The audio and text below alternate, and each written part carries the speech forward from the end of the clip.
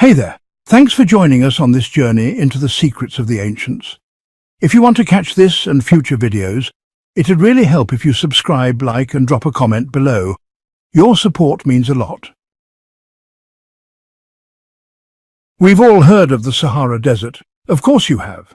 It's the largest hot desert on Earth, a sea of sand covering an area bigger than the entire contiguous United States. But have you ever wondered what lies beneath those towering dunes? To find the answer, we need to journey deep into our planet's past.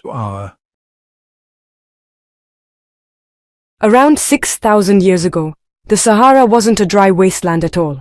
It was a grassy land full of life. People lived there, farming and spreading agriculture across the globe. North Africa was green, with heavy rainfall feeding lakes, rivers, grasslands, and even forests.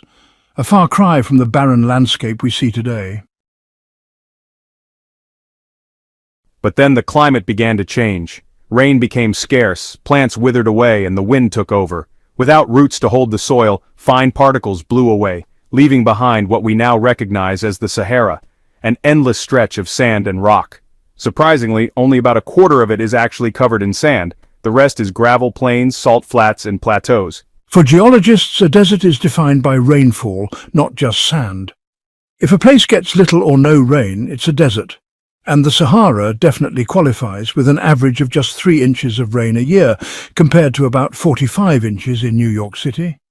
In terms of size, it's only the third largest desert in the world. Antarctica and the Arctic, both polar deserts, are much larger. The difference in temperature between them is dramatic.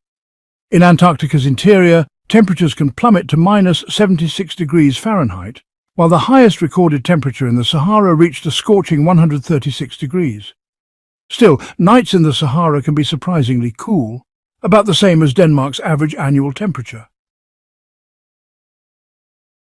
And what about the sand itself? Most dunes are only about 70 to 140 feet deep. If you buried the Statue of Liberty in the tallest dune, half of it would still stick out. This sand was created by wind erosion over thousands of years, stripping away the surface in a once vegetated North Africa. Beneath it lies bedrock and cracked clay, but unlike many parts of the world, there's no soil layer, just sand covering the ground. Over the millennia, the Sahara has hidden some fascinating treasures. Petrified tree trunks from a lush prehistoric forest, some towering 65 feet high. Bright yellow glass fragments scattered across hundreds of miles formed 29 million years ago when a meteor strike superheated the ground to 3,000 degrees Fahrenheit. Ancient Egyptians even used this glass in King Tutankhamun's jewelry. In Morocco, fossilized shark teeth are common, a reminder that millions of years ago a shallow sea, about 165 feet deep, covered parts of what is now desert, teeming with fish, eels, turtles, and of course, sharks. Entire cities have been buried too. The Roman city of Timgard, founded by Emperor Trajan around 100 AD, was abandoned in the 8th century and swallowed by sand for over 1,000 years until explorers began unearthing it in the 1700s. Today it reveals perfectly planned Roman streets in a grid pattern, much like modern New York.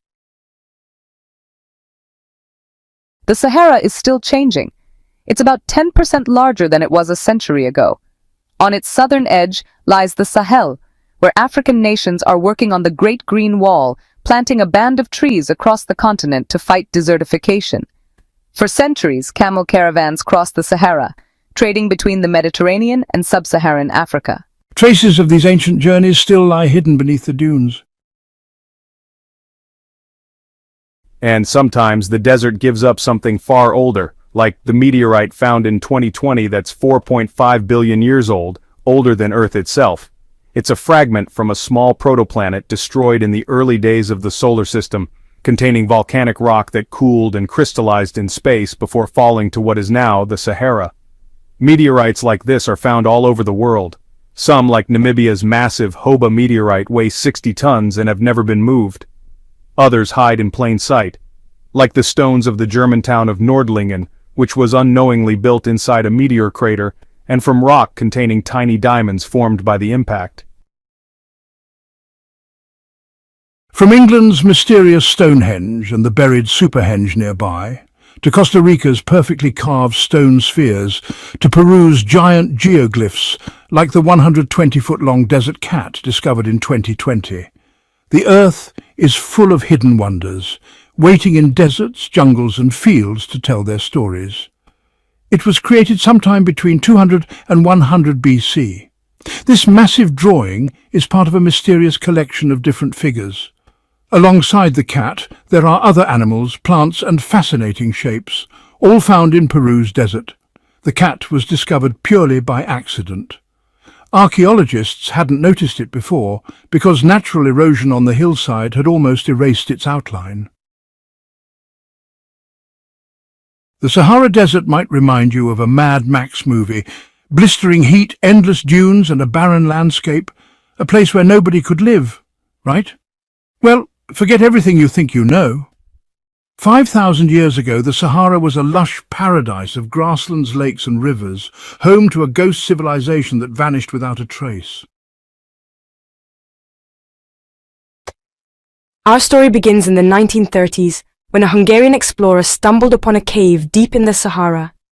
Inside, he found something strange: ancient rock paintings of people swimming in a lake, surrounded by giraffes, hippos and crocodiles.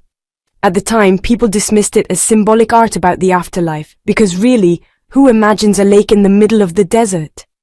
Fast forward 70 years, an archaeologist made a game-changing discovery. In a rock shelter in Libya, they found 15 mummies, along with baskets, pottery, and everyday tools. For most people, it might have looked like a pile of prehistoric junk. For archaeologists, it was a jackpot. These weren't passing travelers. They had lived there.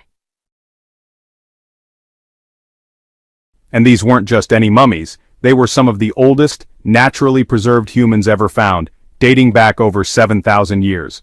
2 of them even had readable DNA, miraculously preserved despite the desert's knack for turning everything into jerky. At first, scientists couldn't make sense of their origins because the mitochondrial DNA wasn't telling them much, but with new technology they were able to sequence their entire genomes, and what they found was surprising. These people belonged to a completely unknown human lineage, isolated from the rest of humanity for thousands of years. For decades, researchers assumed the Green Sahara was a prehistoric superhighway where humans and animals migrated between sub-Saharan Africa and the Mediterranean. But the mummies shattered that theory. Their DNA showed no genetic mixing with migrants from sub-Saharan Africa or Eurasia, meaning their genes stayed pure for 7,000 years. Even stranger, their closest genetic relatives weren't the people living just south of the desert, but ancient hunters from Morocco, and even some men who lived in what's now the Czech Republic, 50,000 years ago. The mummies also carried tiny traces of Neanderthal DNA, only about 10% of what modern Eurasians have. But here's the twist. Neanderthals lived in Europe and Asia, and early humans only interbred with them after leaving Africa. The Green Sahara people never left Africa, so how did they get Neanderthal genes? The leading theory is that their ancestors mixed with Neanderthals in North Africa 50,000 years ago, before settling in the Sahara and cutting off contact with the outside world. Archaeologists also found cattle bones and stone and wood tools in the shelter, proof that these people lived a thriving pastoral life. That was puzzling because animal domestication wasn't developed in Africa at that time. If they never met outsiders, how did they learn it? The likely answer: they exchanged knowledge with nearby groups, knowledge only, no physical mixing. It's almost hard to believe they stayed so isolated. Who wouldn't want to live in a thriving green paradise, drinking milk, eating meat, and using animal blood for protein? They didn't need to hunt for every meal thanks to their cattle, and abundant water made life sweet. But they never married outsiders, maybe because of cultural rules, or maybe nature itself kept them apart. Scientists think the dense forests and rivers of the Green Sahara acted as natural do-not-enter signs, creating a geographic barrier that isolated entire communities. That's why their genes were so unique. But this genetic time capsule almost disappeared. For most of the last ice age, the Sahara was even harsher than it is today, a true dead zone where humans couldn't survive. Around 70,000 years ago, even the hardiest people retreated to the Nile Valley and Mediterranean coast. Why? Giant glaciers sucked the moisture out of the atmosphere, weakening monsoons so badly that rain clouds barely reached North Africa. Then came repeated killer blows, massive fleets of icebergs flooding the North Atlantic, each time triggering devastating droughts. So how did the Sahara turn green again? About 15,000 years ago, as the Ice Age ended, Earth's tilt shifted slightly, bringing the northern hemisphere closer to the sun. This endless summer pulled moisture from the Atlantic, drenching the Sahara with rain. It became a lush savanna with lakes the size of small countries. But this green Sahara wasn't a one-time miracle. It's happened more than 230 times since the Sahara first formed. Each time, it transformed completely.